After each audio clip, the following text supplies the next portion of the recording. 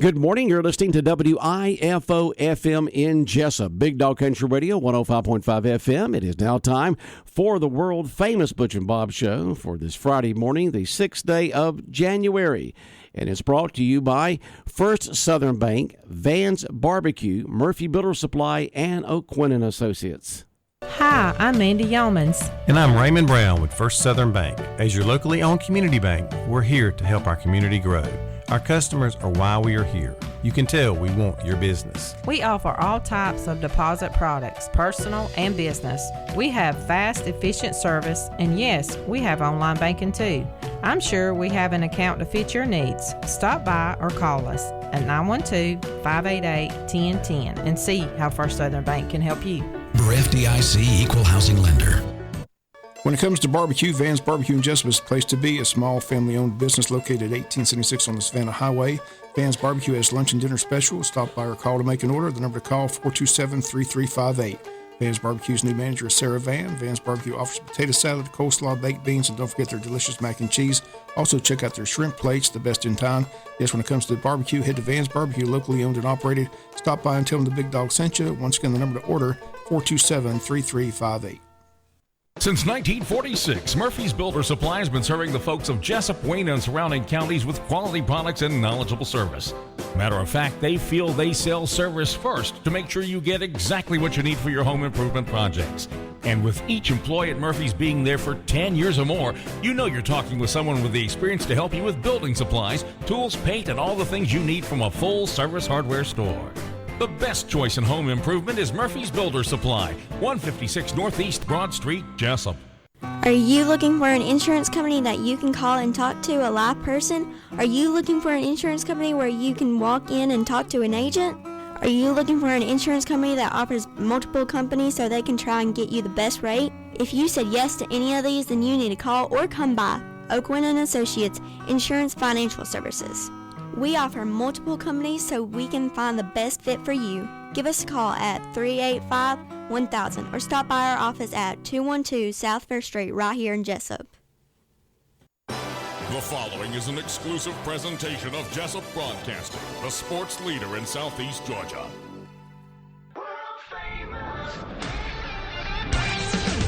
The world famous Butch and Bob Show. World famous Butch and Bob Show right here on WIFO 105.5 FM in Jesup, Big Dog Country Radio. And Bob, how's it going? Going good. Going good. Big weekend, NFL weekend, Monday's championship games, all good. Yeah, big weekend of football all the way through Monday. But right now, let's turn it to education. We got a special guest in this morning here on the world famous Butch and Bob Show. Yeah, we got the principal, James E. Bacon, Jamie Ellis, in Monday. His school's back in session, and the plan is for everybody's going to be under one roof, which it's been a while. So it has been a long, drawn-out process, but I'm sure people are excited to get back in one building. Yep, I was getting ready this morning, Bob, thinking it's been 6 months since we talked last here in the studio about having our contingency plan and being separated on 3 different campuses, and now we've got a reunification. So it's good to be back here to see you and talk with you and Butch and get things ready and moving forward for having everybody on one campus. So tell us how it's going to work on Monday, the traffic, just regular bus schedule. That's probably the biggest concern and thing that most folks want to know about it is the traffic flow. With us being there at the corner of Orange Street and Sunset, we're exposed on all sides. So for our travel, we've built lanes that run parallel to Orange Street. So if folks would familiarize themselves with being right there at the corner of 11th Street and Orange Street, kind of where the old tennis courts used to be, there is a queue line that is 3 lanes wide, 2 entering and 1 exiting, that gets all the traffic off of Orange Street and proceeds to our new building. So where do you exactly turn in there? It's off Orange Street? Yep, it's off Orange Street. And do you turn in there like you were going to the stadium? Correct. And then instead of going straight to the stadium, you'll curve right. You make a hard right. So if you're coming off of Orange Street, it's the corner where the tennis courts used to be. Right. You'll turn in that entrance and make a hard right, and those runs right by those tall pine trees. Right. Just run along parallel there with Orange Street. About an eighth of a mile. Where the school used to be. Correct. It's basically it covers the old teacher parking lot at the high school. Right. So I'm relating in terms of folks that remember remember when. Oh, I remember when. Exactly. So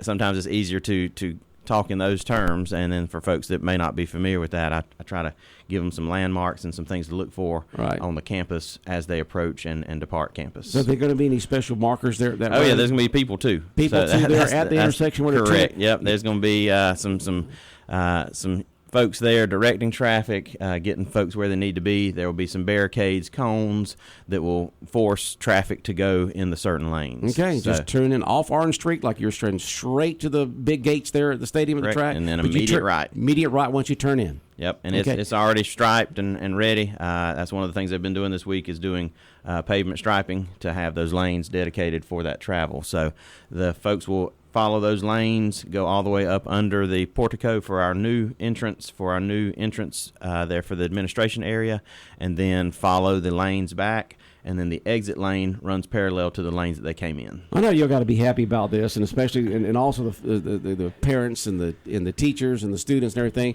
You don't have that big backup of traffic on Orange Street and on Sunset like you've had in the past. Correct. Yes, this gets everybody. And if it got to an overflow level, we have the entire parking lot for the stadium that could be an overflow. They can just go around that way. Correct. But our folks are really good at expediting the pickup process, and I tell parents, I said, if you truly want to reduce wait time, come right about 3:02, 3:03.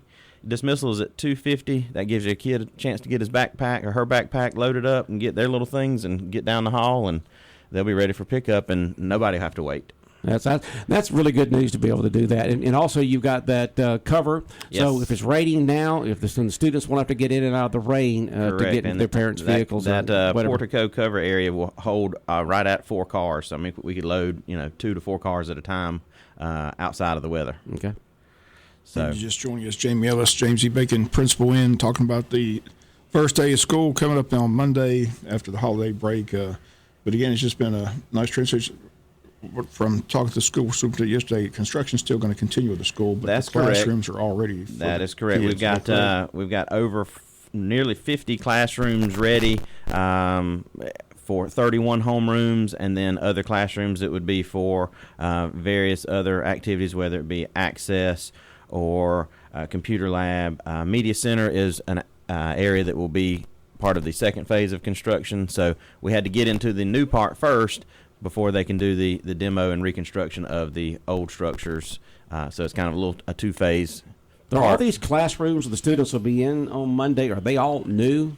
There are some that are new because the demolition on the interior of the school took a different footprint. Mm-hmm. Some are rehabilitated classrooms, but they're all at the same caliber of all new flooring, HVAC, plumbing. Every single classroom has a cabinet set up with a water fountain and a sink in the classroom.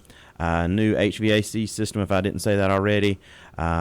Window treatments, all new glass, everything. So, I mean, it looks, the only thing that existed and stayed, if it were a classroom that was just rehabbed, would have just been the masonry block. Okay. And then the construction will continue on the media center and other things that are not needed right on Monday, right? Correct. We've got our media center relocated. We have our art room relocated. We have our STEAM room relocated. Things of that nature are at another area that it may have been. We're using a couple of those portable units that are still on campus to get us through the completion of the second phase. So nobody has to wear hard hats when they go to school. No hard hats and no orange vests. Okay. Yep. So everybody, and they'll be in their regular classrooms. Correct. Yep. Everybody's will be now all the way through the. That's it. Everybody's in their dedicated classrooms for homerooms. Like I said, for those extra classes, whether it be ESOL, speech, art, computer lab, and a few others, those may be relocated temporarily, but as things become available, we'll be able to get those folks in those rooms. And what grades are James E. Bacon? Pre-K to 5th. We've got right at 31 homerooms. We've got 3 pre-K, 5 kindergarten, 5 first, 5 second, 5 third, 4 fourth, and 4 fifth. Okay. So a good many folks, and everybody's excited. The Christmas break, it sure was a break from school, but Suzette Williamson, our assistant principal, she and I worked throughout, along with a lot of teachers that wanted to be up there. We didn't require anybody to be up there during their break, but some folks, they like to get things going. And some folks take a little bit different approach, and we support everybody there, and anybody that wanted to be there, we would make sure they had access. What about the cafeteria? What's the situation with it? It is nearing completion, working on some furniture orders and deliveries, and a few more mechanical deliveries for all of the equipment there. Again, the supply chain constraints that everybody has suffered over recent years. Still waiting on a few things for the cafeteria, but the indication is it could be as soon as 4 to 8 weeks. And the three sites worked out pretty well. The three sites worked out amazingly. As far as if you could have to design something where everybody was within 400 or 500 yards of each other, and the outreach and support from Jesup Church of God, we cannot continue to. We can't just stop with the grateful attitude that we have with the folks that supported and other folks within the community. I mean, we've had outreach and calls from so many folks that say, "Hey, we want to help," and we've tried to allow that support and allow them to provide what they need to for the teachers. It was just great to see that come to fruition. Like I said, I don't know if that happens in a lot of communities, but for just Church of God to say, "Yeah, sure, come on over." Yeah, I mean that was just very nice of them to do that. And the relationship we've had with them through the years, using their sanctuary for some of our other big crowd events. We're not going to terminate that relationship, but we do have plenty of real estate now to host some Class A events. Well, you as principal, I'm sure all the teachers and kids have to be excited about all being back together. Oh, yeah. We've had a couple of folks come through, whether they were taking medication to a nurse or dropping off some things for a teacher here in the last day or two. And, I mean, it is pure wide-eyed for sure, because they didn't even anticipate, because they remember what it used to be.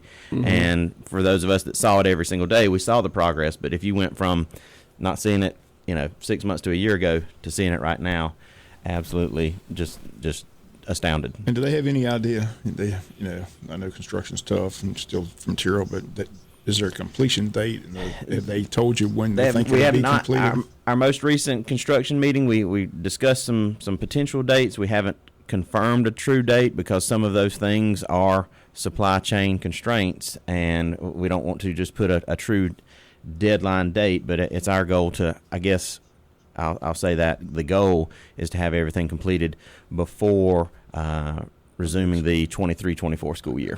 So Jamie Ellis in here this morning, principal of James E. Bacon School. What's going to happen to the gym there? Oh, it's already redone. They're striping the floors in the gym. So that gym was totally rehabbed. It was taken down all the way. Is there parking there for folks for events there? Yes, with sir. all that stuff going on with James Correct. E. Bacon? We've got parking that's going to be at the front of our new entrance. Then there's parking over by the tech center, and then there's parking over there closer to Orange Street. Okay, so the gym's going to continue to be used, but it's been refurbished, is what you're saying. Correct, yeah. It was taken all the way down to the iron supports. Wow, I didn't. That's one thing I didn't know. Yes. What kind of floor do you have in there? It is an oak floor. It is an oak floor, not the old not the hard rubber mat stuff. Yep. Rubber mat the last time I think that floor was replaced was when it burned in the early 90s. I don't know if folks remember the lobby burning, and I think I was in 8th or 9th grade back in the Barbara Struckoff and Jim Fleckenstein days. Okay, so it is an oak floor, and it'll be used by, I guess, by the school, by the school, and school then system, community, whatever, because it's been used for a long time. Yes, so it will have the accessibility that it has in recent years, but it's just totally redone. Again, it's one of those where the footprint on the interior has changed. From the outside, it doesn't look different, but on the interior, some of the amenities and footprint have changed. Is the floor in the same direction? It is, yeah. On the side? Yep. Floor's in the same direction. We've got 2 sets of bleachers, seating capacity of just under 800. Okay, well that's good. So we're retractable bleachers as before. Mm-hmm. Yep. All right. I didn't know that was you may have mentioned it last summer, but I can't remember that. Oh, yeah. Lots gone on since then. Yeah. So that's great that it's been refurbished and will continue to be used because, we need as many gyms as we can here in Wayne County. And we have an interior corridor. That's a bonus for this reconstruction, is going from the main building. Folks may remember at the annex. which was the building adjacent to the old board office. If you go from the annex, you have an interior corridor that goes to the gym now. So everything is self-contained. Any students moving throughout the building can stay inside the whole time. So from James E. Bacon to the gym is in a corridor. Interior, yes. That's great. That's absolutely. Great. So keep them dry, keep them safe. Yeah, exactly. Yep. So we've got plenty of safety features that are there at the new school to really safeguard these students, because that is what is paramount for our young folks. Okay, speaking of safety, everybody, it's a big thing on people's minds, parents' minds, grandparents' minds as their kids are in school. What will be the safety procedures now at the at James E. Bacon with just that one main entrance, and how will it work? We'll continue with our normal safety protocol that's outlined through the school system, and be able to instruct our teachers on how to respond to any kind of safety or catastrophic events. Okay, so everybody has to go through that one main door there. One main door. It is controlled access. Mm-hmm. It's locked all the time until somebody in administration or front desk reception hits the button for the release. Okay, and if a person needed to come to the school for any particular reason, whether for a student or to drop something off or to check on something, how do they access the Right now, we're still going through our old front office until the new administration wing is accessible. We're going to use that wing for entrance and exit in terms of drop off and pickup, but as far as our administration, it should be available before the end of the month. Okay. All right. So Sounds good. that transition is just a couple of weeks delayed. All right. So we'll be able to get there before the end of the month. All right. So it's exciting times. Bunch of great folks. TQ constructors.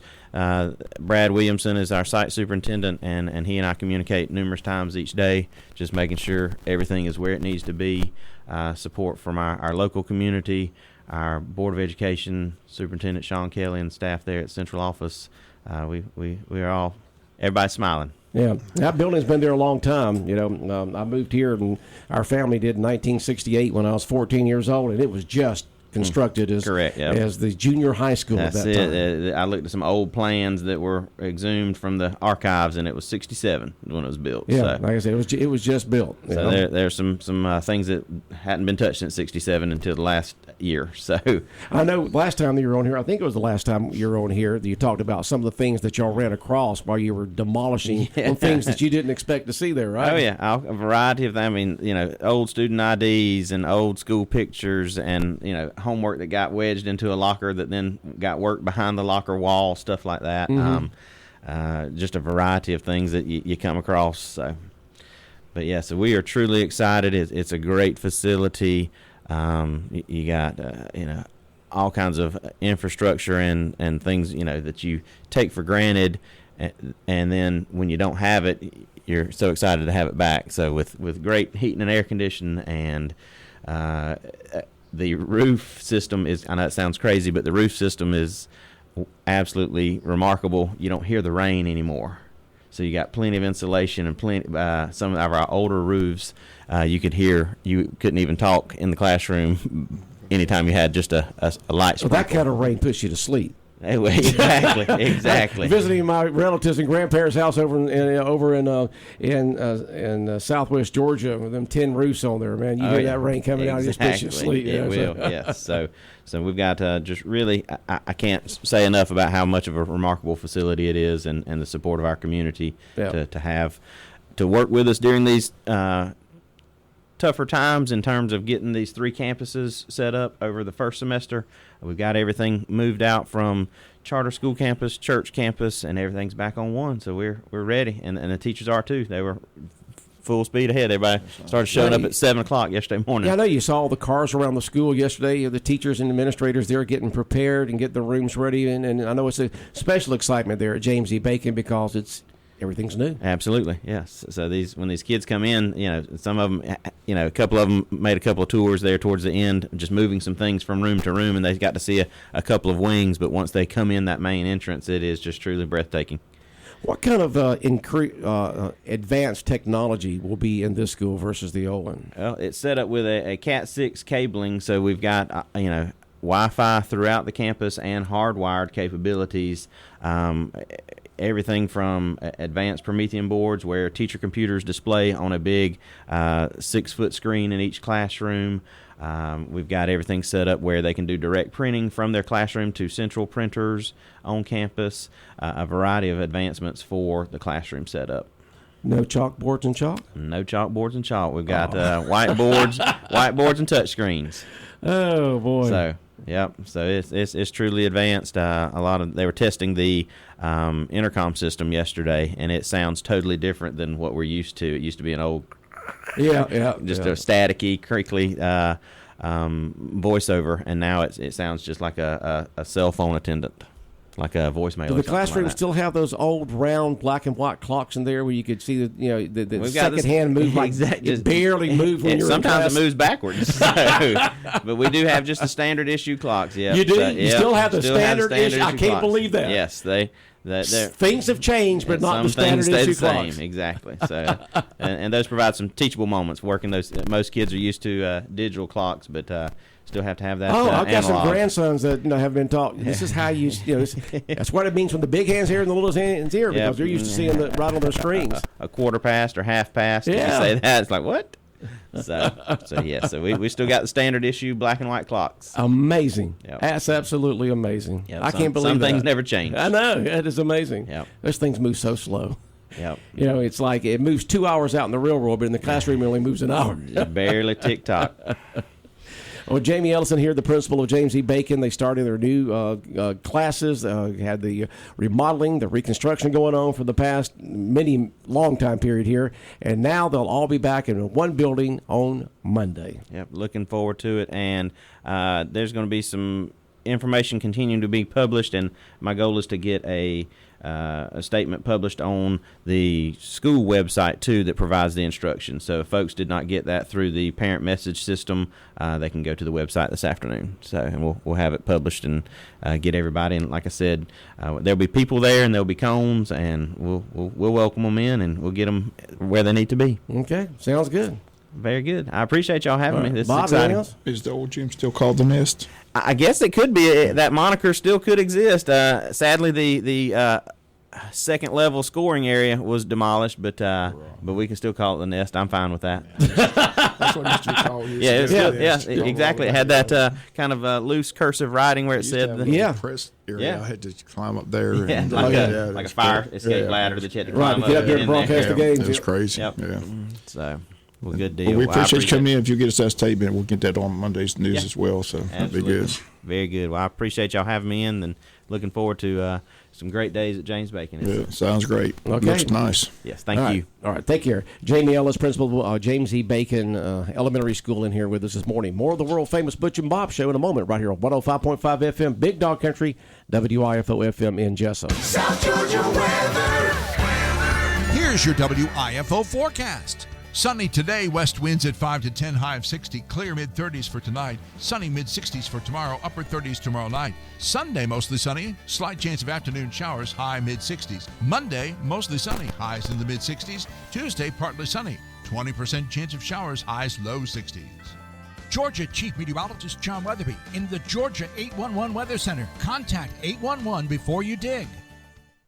When further treatment is no longer an option, hospice can provide services to manage symptoms and difficulties caused by illness. Emotional, psychosocial, and spiritual care, as well as support to the families and caregivers, are all part of hospice care. Hospice of South Georgia has been a part of the health community in Wayne and surrounding counties since 1998. The professional yet compassionate attention provided by our staff is unsurpassed. Widely supported by donations from the local population, Hospice of South Georgia is the local nonprofit hospice in Wayne County. Our administrative office is located at 1625 Sunset Boulevard, and Hospice of South Georgia accepts anyone who meets hospice criteria, regardless of their ability to pay. Please call 912-588-0080 to speak with someone about hospice care. That was 912-588-0080. We are your hometown hospice, and we are here to serve you.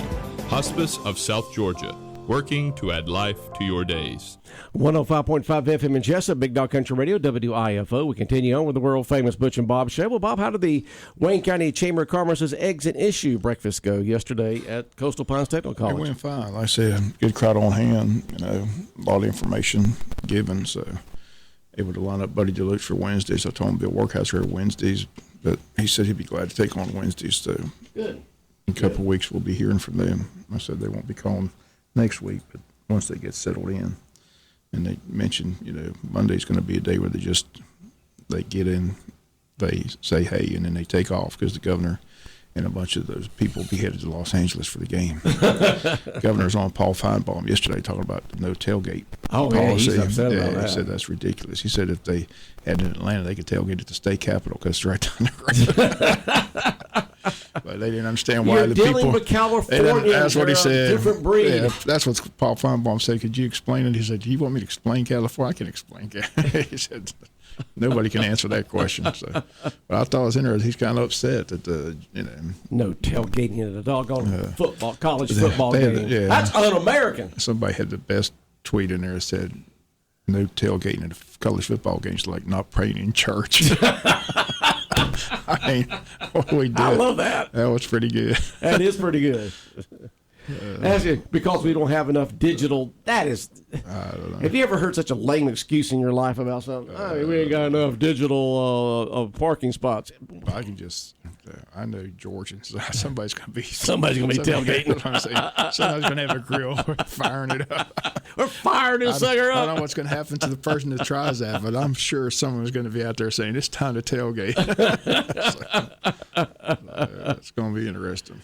Oh boy! But it should be a good ball game. Like I said, it's everybody's getting excited. Georgia on the just one game away from going back to back. But like I said, TCU's coming ready to play. They've been Cinderella all year long, and a lot of people think they're a team of destiny. So it's going to be interesting how the game plays out on Monday night. Yep. Hopefully, Georgia defense will shore up that secondary. That's all right. We need that defense to shore up. Don't make mistakes. Don't turn it over. Don't have hardly any penalties, and play your regular game. We're the one with the 4 and 5 star players, and we should win. But as you said, you don't know until you get out there in the field and play. That's why they play the games. Yeah. But Jacksonville, big weekend for them. Saturday. Big game tomorrow night down Jacksonville. Hopefully they can win that game, win that division, get the number 4 seed. Interesting, NFL says they're not going to play that Monday night game, so it's going to be interesting. These neutral sites, possibility of playoff games. Right, they won't replay the Buffalo-Cincinnati game because of the guy. Yeah, there's great news from the hospital yesterday. Doctors came out and said that things seem to be improving tremendously for that young man. So thoughts and prayers still with him, but he is better. He is communicating. His first question was, "Who won the game?" Who won the game? Right. Yeah, he still has the. I don't know how he's talking because he still has the ventilator on. Typical athlete, but they said he's able to write and make communication. So, but the doctors, I saw the 2 doctors' interviews this morning. They seem very optimistic that he could make a full recovery. So, hopefully that ventilator will be off soon. To get that out of his mouth so he can actually talk. And I guess they want to make sure that he's getting enough oxygen in him. I thought it was interesting, nice to see the mother of DeMar Hamlin reach out to T. Higgins. T. Higgins the one that hit him, in that game, trying to tell him not to worry about it. It's just part of the game. He caught the pass, and then the guy tackled him. That's how he hit him. He did. It's not like he hit him, but he hit him, because the guy caught the pass and was tackled, and he didn't try to hit him. He knew he was going to be hit because he was going to be tackled. So it wasn't his fault in any type of way. It's just not something you see every day. No. And but this has happened in sports before. There's all kinds of sports out there where you have people, as we talked earlier, when the first thing happened, you've got people all the time in these marathons throughout the world that just fall over. Because they didn't know they had a heart condition. The same thing has happened in hockey before. I don't know about in football this type of national attention, but when you're putting your body under stress like that, sometimes you've got problems you didn't know you had, and regular tests didn't expose those when you got tested. So we're glad that he's recovering. Hopefully soon the ventilator will be off and he'll be on his way back to a full recovery. And the circus in Washington continues. Yes, the circus in Washington continues. They voted 11 times. We got to get Buddy Carter back on. Where's I figured you'd already called Buddy up and got him on the air. I texted him, but I hadn't really heard back. But I saw him vote several times. There's a lot of Carters in Washington. He's only one of like 6. I think there's like 6 Carters they go to. But I've seen him vote every time for Kevin McCarthy. But so far, Kevin McCarthy hasn't been able to get the majority votes. He's getting a little bit more press on the national level here. You can hear interviews here and see him interviews there. He's getting a little more press from the national media out there than years ago. Last time we talked to Buddy, I don't think Buddy thought this would go on. No, remember he says McCarthy's going to be it. Right, he had no doubt that he was going to be it. Who would have thought that 20 Republicans would have held out? And we'll see what happens with all that, because they got some issues there they're trying to work out. These are the very conservative, new. A lot of them are new, not all of them. Ones that are very conservative that want to make sure that the true conservative issues are covered, and so we'll see what happens with all. Maybe we'll try to line Buddy up one day next week.